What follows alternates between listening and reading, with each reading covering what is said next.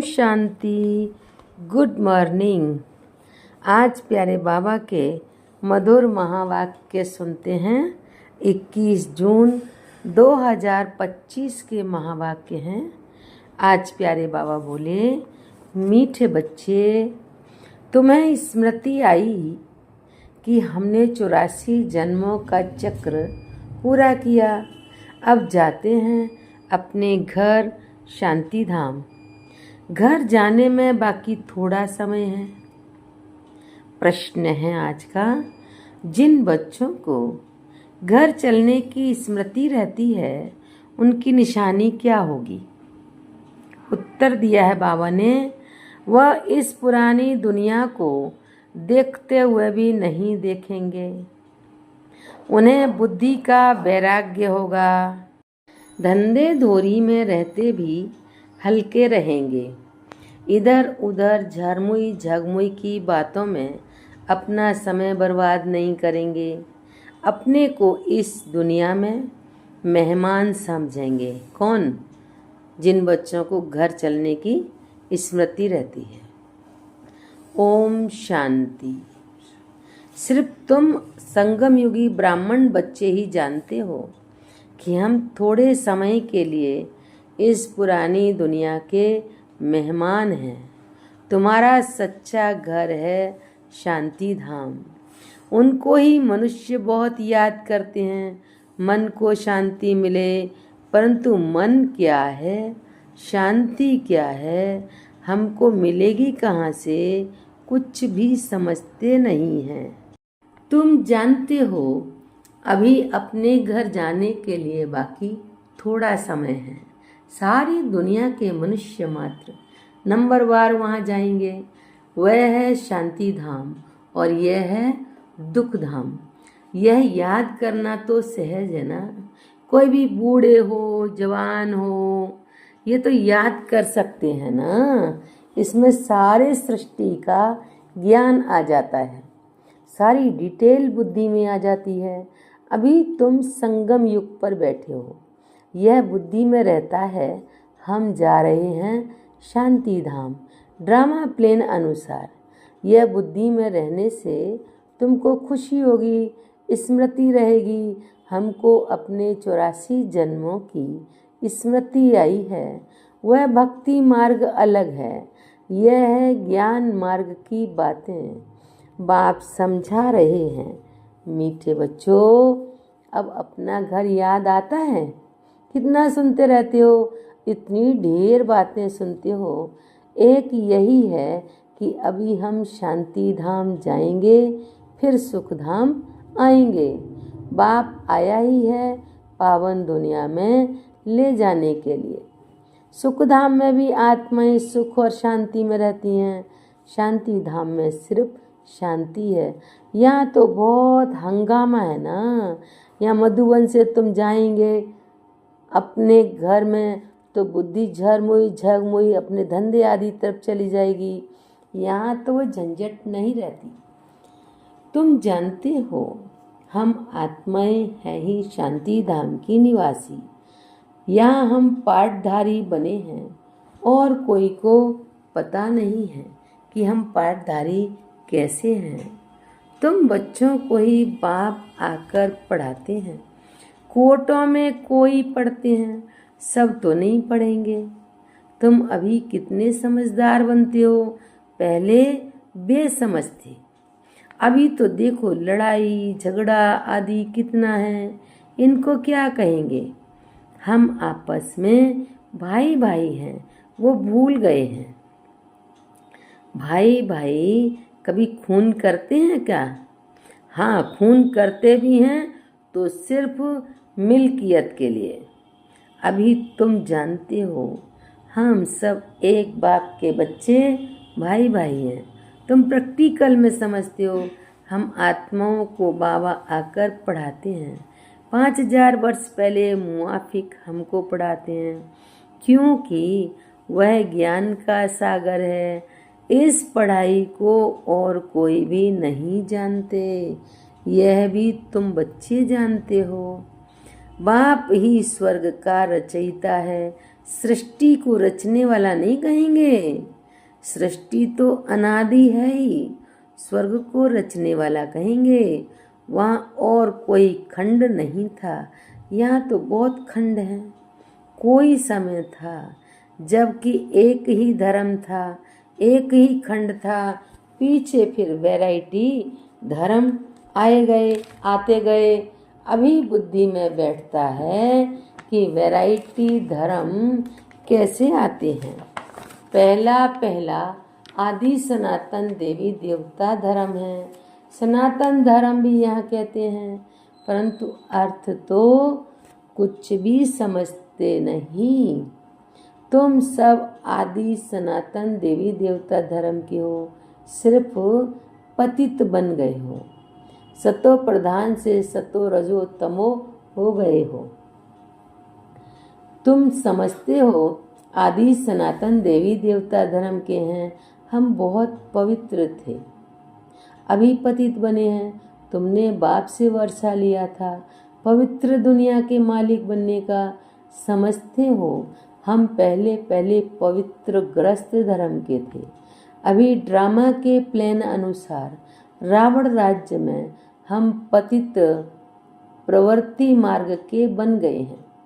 तुम ही पुकारते हो हे पतित पावन, तुम ही पुकारते हो हे पतित पावन, हमको सुखधाम में ले जाओ। कल की बात है, कल तुम पवित्र थे, आज अपवित्र बन पुकारते हो। आत्मा पतित हो गई है, आत्मा पुकारती है बाबा हमको फिर से पावन बनाओ। बाप कहते हैं अभी ये अंतिम जन्म पवित्र बनो, फिर तुम 21 जन्म के लिए बहुत सुखी हो जाएंगे। बाबा तो बहुत अच्छी बातें सुनाते हैं, बुरी चीज छुड़ाते हैं। तुम देवता थे ना, अब फिर बनना है, पवित्र बनो। कितना सहज है, कमाई बहुत भारी है। तुम बच्चों की बुद्धि में है, शिव बाबा आया है, हर 5000 वर्ष बाद आते हैं। पुरानी दुनिया से नई होती है जरूर, यह कोई और बता ना सके। शास्त्रों में कलयुग की आयु बहुत लंबी कर दी है, यह है सारी भावी ड्रामा की। अभी तुम बच्चे पापों से मुक्त होने का पुरुषार्थ करते हो। ध्यान रहे और कोई पाप न हो जाए। देह अभिमान में आने से ही फिर और विकार आते हैं, जिससे पाप होता है। इसलिए भूतों को भगाना पड़ता है। इस दुनिया की कोई भी चीज में मोह ना हो, इस पुरानी दुनिया से वैराग्य हो। भले देखते हो पुराने घर में रहे पड़े हो, परंतु बुद्धि नई दुनिया में लगी हुई है। अब नए घर में जाएंगे तो नए को ही देखेंगे। जब तक ये पुराना घर खत्म हो तब तक आँखों से पुराने घर को देखते हुए याद नए को करेंगे। कोई भी ऐसा काम नहीं करना है जो फिर पछताना पड़े। आज फलाने को दुख दिया, यह पाप किया, बाबा से पूछ सकते हो बाबा ये पाप है, गुटखा क्यों खाना चाहिए? पूछेंगे नहीं तो गुटखा खाते रहेंगे। बाबा से पूछेंगे तो बाबा झट हल्का कर देंगे। तुम बहुत भारी हो, पापों का बोझा बड़ा भारी है। 21 जन्म फिर पापों से हल्के हो जाएंगे। जन्म जन्मांतर का सिर पर बोझा है, जितना याद में रहेंगे हल्के होते जाएंगे। खाद निकलती जाएगी और खुशी चढ़ जाएगी। सतयुग में तुम बहुत खुशी में थे, फिर कम होते होते सारी खुशी तुम्हारी गुम होती गई है। सतयुग से लेकर कलयुग तक इस जर्नी में 5000 वर्ष लगे हैं। नरक से स्वर्ग में आने की यात्रा का अभी पता लगा है कि हम नरक स्वर्ग से नरक में कैसे आए हैं। अभी फिर तुम नरक से स्वर्ग में चलते हो। 1 सेकंड में जीवन मुक्ति। बाप को पहचानना, बाप आए हैं तो जरूर हमको स्वर्ग में ले जाएंगे। बच्चा पैदा हुआ और मिल्कियत का मालिक बन गया। बाप के बने तो फिर नशा चढ़ना चाहिए ना, उतरना क्यों चाहिए? तुम तो बड़े हो ना, बेहद के बाप के बच्चे बने हो तो बेहद की राजधानी पर तुम्हारा हक है। इसलिए गायन भी है, अतीन्द्रिय सुख पूछना हो तो गोपी बल्लभ के गोपियों से पूछो। बल्लभ बाप है ना, उनसे पूछो। नंबरवार पुरुषार्थ अनुसार ही खुशी का पारा चढ़ेगा। कोई तो झट आप समान बना देंगे। बाप का काम ही है यह है, सब कुछ भुलाए अपनी राजधानी की याद दिलाना। तुम तो स्वर्ग के मालिक थे, अभी कलयुग पुरानी दुनिया है, फिर नई दुनिया होगी। अभी तुम बच्चों की बुद्धि में है कि हर 5000 वर्ष बाद बाप भारत में ही आते हैं, उनकी जयंती भी मनाते हैं। तुम जानते हो बाप आकर हमको राजधानी देकर जाते हैं, फिर याद करने की दरकार ही नहीं रहती। फिर जब भक्ति शुरू होती है तब याद करते हैं। आत्मा ने माल खाए हैं तो याद करती है, बाबा फिर आकर हमको शांति धाम सुख धाम में ले जाओ। अभी तुम बच्चे समझते हो वह हमारा बाप है, टीचर भी है, गुरु भी है।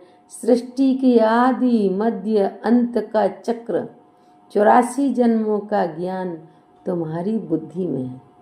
अनगिनत बार 84 जन्म लिए हैं और लेते रहेंगे। इनका एंड कभी होता नहीं है। तुम्हारी बुद्धि में ही ये चक्र है। स्वदर्शन चक्र घड़ी घड़ी याद आना चाहिए। यही मन मनाभव है। जितना बाप को याद करेंगे उतना पाप भस्म होंगे। तुम जब कर्मातीत अवस्था के समीप पहुंच जाएंगे तो तुमसे कोई भी विकर्म नहीं होंगे। अभी थोड़े थोड़े विकर्म हो जाते हैं। संपूर्ण कर्मातीत अवस्था अभी थोड़ी बनी है। ये बाबा भी तुम्हारे साथ स्टूडेंट है। कौन? ब्रह्मा बाबा। पढ़ाने वाला है शिव बाबा। भल इनमें प्रवेश करते हैं, ये भी स्टूडेंट हैं। यह है नई नई बातें। अब सिर्फ तुम बाप को और सृष्टि चक्र को याद करो। वह है भक्ति मार्ग, यह है ज्ञान मार्ग। रात दिन का फर्क है। वहाँ कितने झांझ घंटे आदि बजाते हैं, यहाँ सिर्फ याद में रहना है। आत्मा तो अमर है, अकाल तख्त भी है। ऐसे नहीं कि अकाल मूर्त सिर्फ बाप है, तुम भी अकाल मूर्त हो। अकाल मूर्त आत्मा का ये भ्रकुटी तख्त है। जरूर भ्रकुटी में ही बैठेंगे, पेट में थोड़ी बैठेंगे। अभी तुम जानते हो हम अकाल मूर्त आत्मा का तख्त कहाँ है? इस भ्रकुटी के बीच में हमारा तख्त है। अमृतसर में अकाल तख्त है ना, अर्थ कुछ भी नहीं समझते। महिमा भी गाते हैं अकाल मूर्त, उनके अकाल तख्त का किसको पता नहीं है। अभी तुमको मालूम पड़ा है। तख्त तो यही है जिस पर बैठकर सुनाते हैं। तो आत्मा अविनाशी है, शरीर विनाशी है। आत्मा का यह अकाल तख्त है, सदैव यह अकाल तख्त रहता है। ये तुम समझते हो। उन्होंने फिर वह तख्त बनाकर नाम रख दिया है। वास्तव में अकाल आत्मा तो यहाँ बैठी है। तुम बच्चों की बुद्धि में अर्थ है एक ओंकार। इनका अर्थ तुम समझते हो। मनुष्य मंदिरों में जाकर कहते हैं अच्युतम केशवम, अर्थ कुछ भी नहीं, ऐसे ही स्तुति करते रहते हैं अच्युतम केशवम राम नारायणम। अब कहाँ राम, कहाँ नारायण? बाप कहते हैं ये सब भक्ति मार्ग है। ज्ञान मार्ग तो बड़ा सिंपल है। कोई और बात पूछने के पहले बाप और वर्षे को याद करना है। वह मेहनत कोई से होती नहीं है, भूल जाते हैं। एक नाटक भी है, माया ऐसे करती, भगवान ऐसे करते हैं। तुम बाप को याद करती हो, माया तुमको और तूफान में ले आती है। माया का फरमान है रुस्तम से रुस्तम होकर लड़ो। तुम सब लड़ाई के मैदान में हो। जानते हो इनमें किस किस प्रकार के योद्धे हैं। कोई तो बहुत कमज़ोर हैं, कोई मध्यम कमज़ोर हैं, कोई तो फिर तीखे हैं। सभी माया से युद्ध करने वाले हैं, गुप्त ही गुप्त, अंडरग्राउंड। वे भी अंडरग्राउंड बॉम्ब्स की ट्रायल करते हैं। यह भी तुम बच्चे जानते हो। अपनी मौत के लिए सब कुछ कर रहे हैं। तुम बिल्कुल शांति में बैठे हो। उनका है साइंस बल। कुदरती आपदाएं भी बहुत हैं, उनमें तो कोई का वश चल ना सके। अभी झूठी बरसात के लिए भी कोशिश करते हैं। झूठी बरसात पड़े तो फिर अनाज जास्ती हो। तुम बच्चे तो जानते हो, कितनी भी बरसात पड़े फिर भी नेचुरल कैलेमिटी ज़रूर होनी है।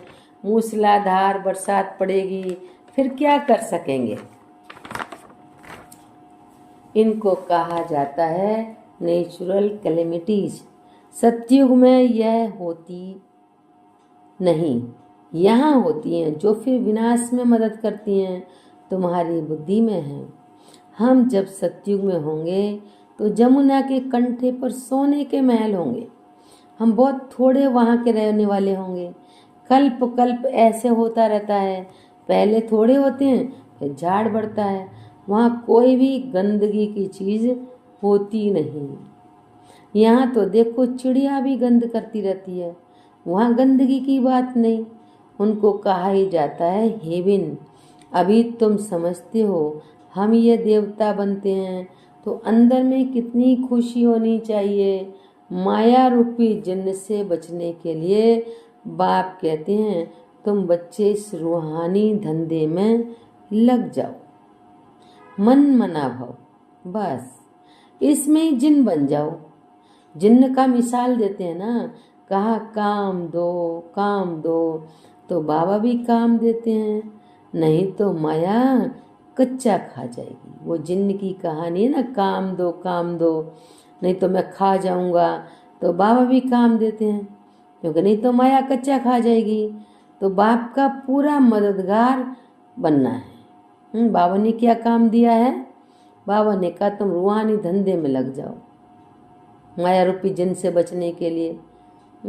बस रूहानी धंधे में। धंधा क्या है? बाबा ने कहा मन मना भी हमारा धंधा है। तो बाप का पूरा मददगार बनना है। अकेला बाप तो नहीं करेगा, बाप तो राज्य भी नहीं करता है, तुम सर्विस करते हो। राजाई भी तुम्हारे लिए ही है।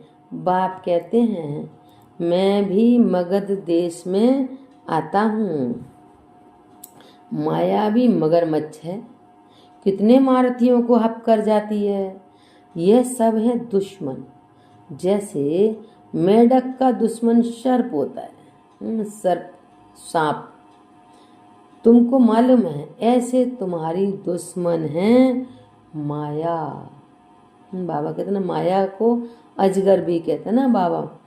अच्छा, मीठे मीठे सिकी लदे बच्चों प्रति माता पिता बाप दादा का याद प्यार और गुड मॉर्निंग। रूहानी बाप की रूहानी बच्चों को नमस्ते। हम रूहानी बच्चों की रूहानी बाप दादा को नमस्ते। शुक्रिया बाबा, शुक्रिया।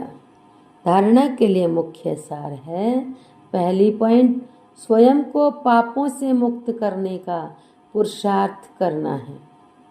देहाभिमान में कभी नहीं आना है। इस दुनिया की कोई भी चीज में मोह नहीं रखना है। दूसरी पॉइंट, माया रूपी जिन्न से बचने के लिए बुद्धि को रूहानी धंधे में बिजी रखना है। बाप का पूरा पूरा मददगार बनना है। आज बाबा ने वरदान दिया है, सर्व खजानों को समय पर यूज कर निरंतर खुशी का अनुभव करने वाले खुश नसीब आत्मा भव। सर्व खजानों को समय पर यूज कर निरंतर खुशी का अनुभव करने वाले खुश नसीब आत्मा भव। व्याख्या है, बाप दादा द्वारा ब्राह्मण जन्म होते ही सारे दिन के लिए अनेक श्रेष्ठ खुशी के खजाने प्राप्त होते हैं। इसके लिए आपके नाम से ही अब तक अनेक भक्त अल्पकाल की खुशी में आ जाते हैं, आपके जड़ चित्रों को देखकर खुशी में नाचने लगते हैं। ऐसे आप सब खुश नसीब हो, बहुत खजाने मिले हैं, लेकिन सिर्फ उस समय पर यूज करो। चाबी को सदा सामने रखो, अर्थात सदा स्मृति में रखो, और स्मृति को स्वरूप में लाओ तो निरंतर खुशी का अनुभव होता रहेगा। आज प्यारे बाबा ने स्लोगन दिया है, बाप की श्रेष्ठ आशाओं का दीपक जगाने वाले ही कुल दीपक हैं।